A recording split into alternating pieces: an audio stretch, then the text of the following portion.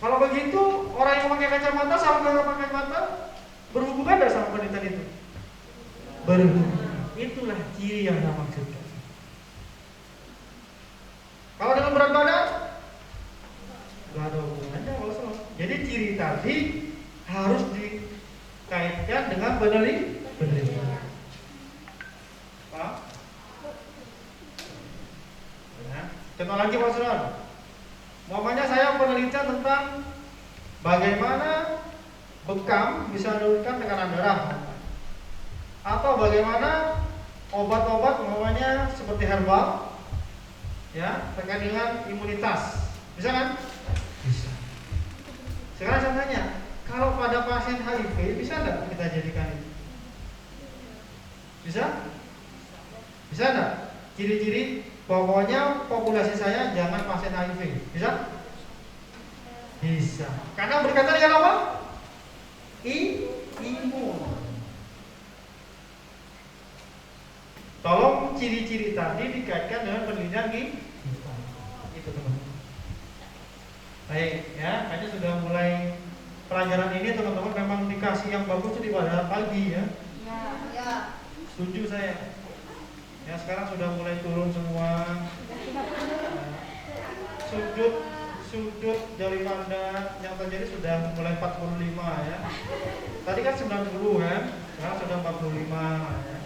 Terus tambah turun sudah. Gak apa-apa ya, wajar tanpa pengecualian ya. Baik, selanjutnya santai saja ya. Snowball sampling, Pak Sol pernah dengar kayaknya snowball itu ya. Snow itu artinya apa? Salju. Ball artinya bola salju. Teman-teman tahu kalau bola salju? Semakin menggelinding semakin besar. Nah, contoh gini. Nah, kira-kira ini ada yang semester 5 ada di sini? Mana aja, Mbak? Mana coba cari? Mana? Ini. Nah, saya tanya sama ini. Mbak, ada nggak yang semester 5 lagi? Di belakang saya. Ini adalah snow. Wow. Jadi kalau saya istilahnya mencari sampel dengan teknik snowball seperti tadi, ya, saya bilang ke mbaknya cari lagi, terus begini, terus snowball. Sampai berapa Pak Suron? Sampai Anda butuhkan berapa? Itu namanya teknik dengan snowball sampling. Paham? Baik, mau saya tahu. Sekarang sampling probabilistik yang random. Ada sampling random sederhana, namanya simple random sampling. Yang biasa Anda lakukan kalau ibu-ibu arisan atau lot-lotan itu, tahu ya? Namanya tulis, lalu dikocok, bahkan ini sambil itu namanya simple random. Yang kedua Mas Ron, nah ini tadi ya, simple random ya. Nah, yang kedua, ya, simple random seperti ini logikanya. Ya, saya sudah gambarkan. Nah, lotre, pakai lotre ya, atau pakai terserah apa saja. Nah, itu adalah sampling. Kalau yang sistematik, nah, kalau sistematik gini teman-teman. Pokoknya saya ambil populasi sampel saya yang tanggal lahirnya ganjil. Tanggal berapa? Tanggal lahir? Saya ambil? Ambil. Tanggal berapa lahirnya? Saya ambil? Itu sistem apa? Ya. Jadi kalau Anda melakukan proses pengambilan data dengan sistematik random sampling, saya ulangi seperti tadi contoh. Ya, saya ambil Mas Suron, mamanya antrian di rumah sakit, ada kunjungan antrian. Saya ambil yang genap saja Mas Suron. Oke, kalau begitu cari pasien yang dia megang karcis ataupun loket atau apa? Statnya bukunya itu yang ganjil-ganjil saja atau yang genap-genap saja. Itu namanya sistem apa? Paham? Yang start event gimana Mas Ron? Nah, kalau start event jikalau di dalam suatu lokal seperti ini contohnya, ya, umpamanya teman-teman anak SMP SMA, kadang-kala lokal A isinya siswanya 70, kelas B 50. Berbeda nggak? Berbeda. Karena berbeda tidak bisa diambil secara random. Nggak boleh. Simpan random nggak boleh. Karena berbeda kan jumlahnya. Tapi dengan apa Mas Bro? Stratified. Ada stratified, strata atau proporsi. Makanya ini digunakan banyak orang penelitiannya di anak SMP, SMA.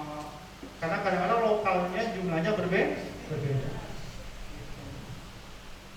Oh, berarti stratified ini maksudnya digunakan untuk jikalau populasinya jumlahnya tidak sama. Paham? Oke. Tidak apa-apa ya, paham? Menunjuk dikit ya tidak apa-apa. Yang penting ada respon ya, seperti itu. Tidak perlu seperti tadi, nah apa ya. Memang terlihat sekali ini ya. Jadi sinyalnya sudah mulai banyak 2, 3 atau 1, 2 ya, seperti itu. 3G sudah Pak. Oh iya. Tadi 5G. Oh tadi 5G. 5G canggih di sini. Oke. Baik, ini contohnya teman-teman. Nah, nih ada yang bintang, ada yang gini-gini ya, beda-beda. Sekarang kalian, kalau cluster gimana Mas Ron? Nah, kalau cluster adalah ternyata yang saya ambil adalah yang blok sini saja. Belakang. Berarti itu kelas cluster. Oh, yang saya ambil Bangkalan saja. Itu kelas cluster. Ada sampah? Oh, meskipun dia tinggal di sini, domisili di sini, tapi KTP-nya bukan KTP sini, ya ambil saja. Ya, sehingga berdasarkan klaster sampel atau wilayah. Oke, ini contohnya teman-teman. 1, 2, 3, 4. Ini pokoknya saya ambil yang mana Mas Ron?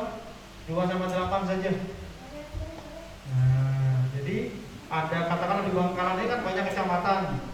Yang saya cuma ambil yang Burnen katakanlah sama yang Bangkalan. Itu adalah klaster sampel. Ya, berikutnya two stage random sampling. Oh, ada fusing Mas Ron ya. Gini caranya. Setelah diambil clusternya, baru di random. Namanya 2 stage atau 2 tahap. Pertama diambil dulu cluster, setelah itu di random lagi, baru diambil. Itu namanya 2 stage. Paham? Pasal ini bukan penelitian apa contohnya? Contohnya apa? Maunya ada mau pemeriksaan. Ya, pemeriksaan apa Mas Ron? Kaitan dengan maunya pemeriksaan tekanan darah atau kenyangan glukosa darah. Ya, yang diambil di mana? Burnet sama beda kan? Setelah dikumpulkan, baru ada random. Ya, kalau saya ambil Mas Ron, setelah saya dapatkan dari klaster Burnet sama yang Bangkalan, umpamanya 50, berarti 100. 100 ini saya random. Toh nanti banyak yang Burnet, gak ada masalah. Ya, jadi Anda sudah melakukan random. Paham? Penentuan tempat ini tidak serta-merta kita sendiri yang menentukan. Tapi dari apa Mas Ron? Dari jumlah kasus. Oh ternyata, kenapa saya pilih Burnet sama Bangkalan? Karena di Burnet tertinggi angka kasusnya. Dan nomor 2 adalah Bangkalan. Paham? Jadi bukan hanya menentukan, terserah saya Mas Ron mau menentukan. No, tapi berbasis evidence base. Berbasis data. Yang penting gitu. Saya seringkali kalau menguji skripsi mahasiswa S2 maupun S1, dia bilang gini, kenapa penelitiannya di sini? Oh iya Pak, karena dekat rumah saya. Ini bukan jawaban. Oh, sebelum itu saya tanya dulu. Oh, Anda di Bangkalan ya? Penelitiannya di Bangkalan sini, ya. Kenapa di Bangkalan? Ya, kebetulan saya di Bangkalan, Pak. Dan dekat rumah saya. Jawabannya sebenarnya boleh gitu. Tapi proses pertama bukan itu harusnya. Apa yang pertama Pak Suron cara jawabnya? Kebetulan masalah ini Pak Suron di Bangkalan. Dan kebetulan juga dekat dengan rumah saya. Paham? Paham, Pak. Jadi masalahnya dulu, bukan dekat rumah dulu. Paham ya? Nah, bukan tidak boleh ya. Bukan tidak boleh dekat rumah itu, bukan tidak boleh. Tapi yang menjadi masalah penelitiannya dulu. Besok-besok yang rumahnya sampah Pak, sama jadi sampah aja Pak Suron, jangan dekat sama lu orang tua. Ya, tapi jangan ngomong di depan pada saat sidang. Ya, jadi ngomongnya kapan? Ya itu yang bilang. Betul ada masalah di sana Pak. Kebetulan dekat lagi dengan rumah saya. Data nggak bagus, betul nggak? Pak Suron ngajarin gini ya. Jadi itu bagaimana teknik, bagaimana Anda menghadapi sidang kan gitu kan? Itu komunikasinya. Oke, berikutnya. Oh, ini apa lagi Pak Suron? Ya, ini mulai berat ya. Dan ini yang banyak banget ya Pak Suron ya. Iya. Tidak harus dihafalkan, dipahami. Ya, Pak Suron ini sekarang saya lagi lola Pak Suron, loadingnya lama ini ya. Bisa jadi ya. Memang lola itu tergantung spek ya. Spek Pentium berapa kan gitu kan? Apa file gitu dan sebagainya. Ya. Apa? Kita lihat nih. Kalau random teman-teman, setelah di random jadi sampel dibagi eksperimen. Ini bisa terjadi pada penelitian Anda yang suka eksperimen. Ya? Ada eksperimen enggak penelitiannya? Belum ada. Oke, nggak apa. Nanti biasanya kalau sudah S1, ini tiga ya masih ya? Jadi saya kalau bimbing di teman-teman di S1 farmasi, jadi sudah sampai ke eksperimen. Biasanya dengan apa? Mencit tadi. Ataupun tikus. Jadi kemarin terbaru bimbingan saya, jadi dia melihat bagaimana faktor pemberian herbal untuk lidah buaya yang dicampur beberapa itu banyak balasnya pokoknya terkait dengan penurunan glukosa. Jadi tikusnya tadi dibuat DM dulu gitu. Dikasih apa Mas Suron? Suntikan glukosa. Baru nanti ditembak kayak gitu teman-teman. Ya, yang masalah adalah kalau beliau-beliaunya meninggal itu tikusnya itu. Beliau-beliau saya bilang, karena beliau membantu kita kan gitu kan. Kenapa begitu Mas Suron? Ulang lagi. Terjadi Mas Suron? Terjadi. Ya, tapi oke, itulah penelitian. Oke. Berikutnya kita lihat perhitungan besar sama. Ini labil lagi Mas Suron ya. Ya. Perhitungan sudah ada semua di software. Nanti teman-teman saya kasih software SPSS. Ini digunakan untuk proses apa? Menganalisis. Ya. Jadi semuanya saya kasih. Nanti tinggal pertemuan berikutnya nanti dengan saya langsung proses aplikasi. Kan rata-rata udah banyak laptop kayaknya kan? Iya. Nah, Bukan selama. iya sekarang ini. Saya kasih softwarenya kalian, gitu kan? Nah, nanti baru diaplikasikan. Oke. Ya, prinsipnya teman-teman, makin besar makin baik. Ya, makin besar makin baik. Sesuai tadi saya bilang. Semakin homogen populasinya, semakin kecil sampel. Semakin heterogen populasi, semakin besar sampel. Tuh, baik. Oke, kita lihat. Jenis dan rancangan penelitiannya harus tahu dulu lah sebelum bertematika dalam konteks besar sampelnya ataupun penelitian. Tujuannya apa? Kalau tujuannya hanya menganalisis atau melakukan proses penelitian secara umum, mungkin nggak terlalu sampai ke analisis sekarang. Ya. Jumlah populasinya ada Pak Suron? Ada, banyak, bisa. Tapi kalau terlalu banyak seperti tikus perlu nggak Pak Suron? Jangan. Ya. Biaya satu tikus saja itu bisa sampai ada yang 500.000, 200.000 satu. Ya, lumayan kan? Kalau 10 saja sudah 2 juta maksudnya. Ya.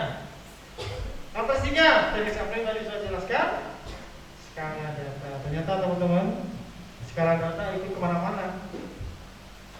Betul? Tadi Ada yang kita pelajari dulu. Ya, nominal, ordinal, interval, rasio.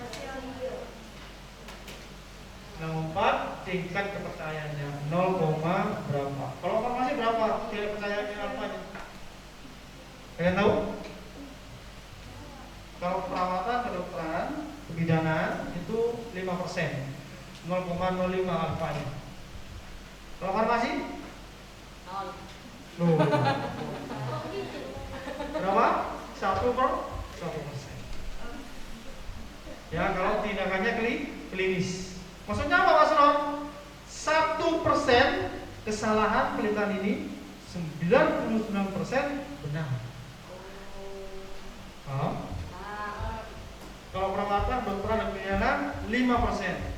95% berarti benar, 5% salah penelitian ini. Kenapa harus 99%? Ya, dikaitkan dengan apa? Farmasi, kaitan dengan obat-obatan. Dokter juga Ya, kenapa? Terus kan dokter juga berkaitan dengan nyawa juga. ya, tetapi konteks farmasi itu tidak boleh ada salah obat. Paham?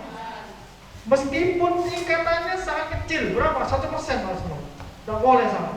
Tidak boleh sampai tidak akurat. Kalau sosial, oke, Anda kalau mamanya salah sosial, salah Anda minta maaf. Tapi kalau obat mau diambil lagi di darah, minta maaf juga. Udah masuk obat mau diambil lagi di dalam darah. No, bukan main-main seperti itu. Paham? Makanya teman-teman di farmasi itu sangat baik. Jadi tingkat kepercayaannya sangat tinggi. Karena bicara obat, bicara interaksi obat, dan seterusnya. Ya, kalau di tingkat sosial berapa lagi Mas Ron? Kalau Anda kuliah di ekonomi, sosial, itu bisa sampai 10%. Jadi 10 kesalahannya bisa dipertandingkan dengan 90% kebenaran. Oh, beda-beda Pak Son yang ilmuwan. Yes. Oke. Baik, sekarang kita bicara estimasi dan rancangan penelitian. Yang pertama adalah jumlah populasi, teknik sampling, jadi sudah semua yang ini. Kita dengan bagian bisa bilang cek. Ini ya, teman-teman yang sudah saya metode penelitian itu ada eksplanatif dengan cara observasional, oke, observasi, melihat, mengukur, ya, bukan menerawang, bukan meraba, bukan ya, bukan. Observasi apa? Eksperimental. Dibagi berapa Mas Wan? 3. Pra-eksperimental, eksperimental semu atau quasi eksperimen. Yang terakhir adalah true eksperimen atau eksperimen sebenarnya atau murni. Kalau yang ini teman-teman menggunakan hewan coba. Kalau yang dua ini bisa human being ataupun manusia. Paham? Baik ya, sudah mulai low, tidak apa. Oke, sekarang analisisnya. Aduh, tambah ribet lagi nih masalahnya. Sama udah. Aduh, masalah apa ini masalahnya? Jangan terlalu dibawa masuk ke benar. Tidak usah, santai saja ya. Anda kan D3 nih Mas ya. Ya, nanti kalau berlanjut lagi boleh. Ya. Kenapa? Enggak. Oke. Masalah saya bagian ini tambah pusing Mas. Nah. Siapa tahu teman baca ini tidak semuanya diambil nah. Ya, contoh nih. Estimasi kita ketemu belum sampai. Belum, nanti ya. Pengujian hipotesis juga belum. Intinya gini, ada yang dibandingkan, ada yang dikorelasikan. Kayak tadi dulu. Kalau saya membandingkan antara jus jambu dengan jus alpukat untuk meningkatkan trombosis. Bandingkan kan? Bandingkan kan? Di mana tempatnya Mas Ron? Compare.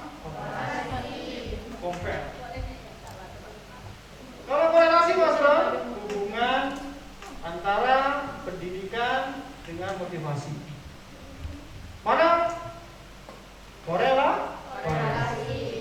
Ada yang simetris, ada yang asimetris. Kalau tadi hubungannya antara jus jambu dengan trombosit, yang mana kira-kira? Jus jambu dengan trombosit. Kalau tadi kan sama nih, jus jambu sama alpukat, komparasi, gitu kan? Kalau jus jambu sel buka dengan trombosit. Yang mana? Cirinya apa Mas Ren? Gak bisa dibalik. Kalau simetris, antara merokok sama stres. Bisa dibolak-balik? Paham? Itu kan cukup lah. Dosennya bakal seperti ini ya. Oke. Lanjutkan. Nah ini tadi ya. Teman-teman punya ini tadi ya. Nah, saya buat bagan agar teman-teman pola pikirnya ke sana. Nominal itu cenderung ke kualitatif. Cantik, ganteng, cantik tidak cantik, betul lah. Tapi cantik sendiri punya penilaian sendiri, betul lah. Tidak selalunya sama. Ordinal bisa semi kuantitatif. Interval pasti dia kuantitatif. Gak mungkin berat badan kita kualitatifkan, gak mungkin. Wah, berat badannya dia itu kayaknya menurut saya ya cocok gak cocok ya. Gak pas ini. Namanya berat badannya dihitung saja berat badannya berapa gitu. Paham? Tinggi badannya kayaknya ini semampai, semeter nggak sampai gitu. Berarti jelas semeter nggak sampai. Kuantita. Oke, ya. Lanjutkan. Ada pertanyaan nggak?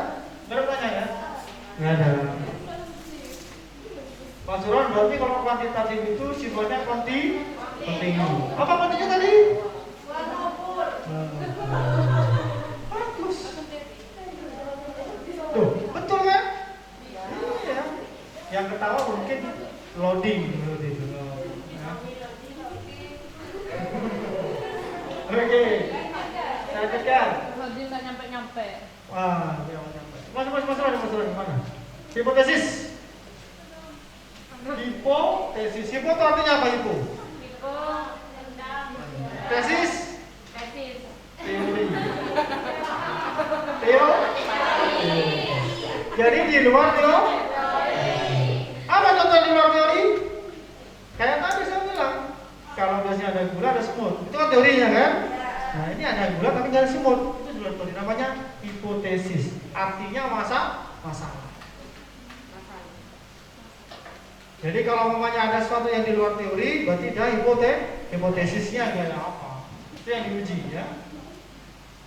Waduh, ini mulai gatal-gatal ya. Oke, ini hanya saya bilang tadi simbol. Ini adalah alfa yang saya bilang tadi bahwasanya tingkat kepercayaan.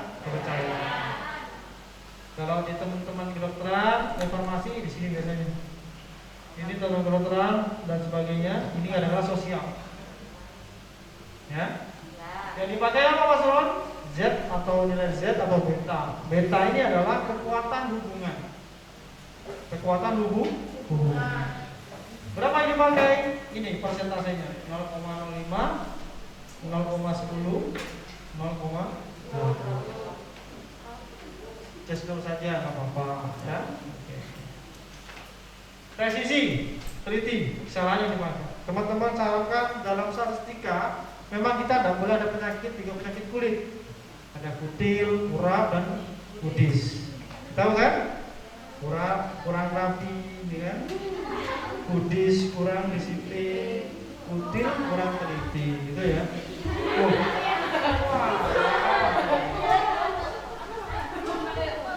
Oke, itu konteksnya. Sehingga nanti kita bilang itu apa? Presisi. Itulah ciri-ciri pada saat kita bicara di statistika. Ya. Any question? Gak ada? Nggak ada ya. Ini metodenya sudah saya buat seperti ini teman-teman. Jadi yang dari depan sampai belakang tadi saya rangkum dengan satu bagan.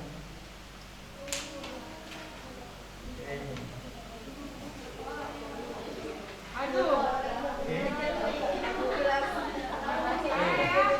Oh, apa itu, Pak? Nah, ini hanya rangkuman dari awal tadi. Pak.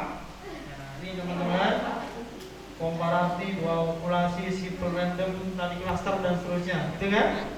Tuh kontennya bisa. Ini tinggal baca aja ini ya, kelompok dan sebagainya. Oke? Ini apa Mas Wan? Ini rumus. Ya. Jadi teman-teman kalau penelitiannya tentang continuous jenis datanya tadi, continuous apa sih mengukur tadi ya? Nah, harus pakai yang mana? Nah, ini rumus-rumusnya. Ini sudah saya kasih semua rumusnya di sini. Halo, ini bukan hanya untuk D3. Aduh ya Allah. Tapi besok Anda ngomongnya satu, bisa dipakai. Oh? Jadi ilmu ini tidak hanya berhenti di sini. Ya, bisa dibuat Anda kakak tingkat Anda, siapa ada mungkin ada di kuliah bisa dipakai. Ya? Ini rumus-rumusnya sudah saya kasih teman-teman. Karena berkaitan dengan perhitungan dan kita tidak mungkin berhitung sekarang ya. Ada question? Gak ada. Oke, kalau nggak ada, saya kasih minta flash ya. Untuk saya sampaikan ke SPSS. Tunggu bersabar. Yang nanti yang sudah bisa saya sambil lalu kita diskusi sedikit, langsung aplikasi kalau bisa. Nanti pertemuan berikutnya sampai ke uji-uji yang bisa digunakan di proposal Anda ya, seperti itu. Baik. Ini berapa ya? Kasih foto. Bukan tadi sekarang.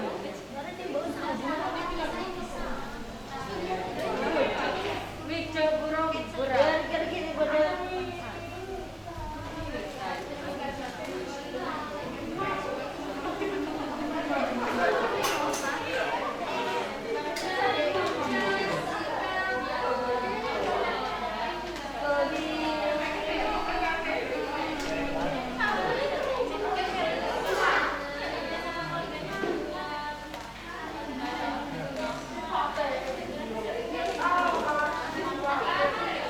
Baik teman-teman, jadi SPSS ini nanti bisa digunakan tidak hanya sekarang.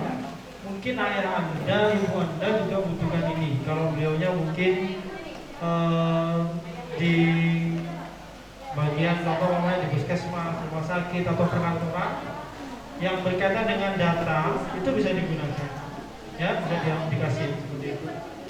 Ini juga selain untuk bagi teman-teman yang mau berdagang itu juga bisa menganalisis umpamanya hasil penjualan, hasil hasil proses marketing dan sebagainya itu bisa digunakan. Karena ini SPSS ini sebenarnya keilmuannya di statistik dan ekonomi, ya ekonomi. Nah tapi selainnya untuk proses analisanya kita fokus di kesehatan. Itu yang terjadi ya. Sehingga ilmu ini tidak hanya sekarang Anda pakai, bisa jadi besok-besok ya, yang mungkin melanjutkan S1 itu masih bisa dipakai. Ya, masih bisa dipakai. Seperti itu. Baik.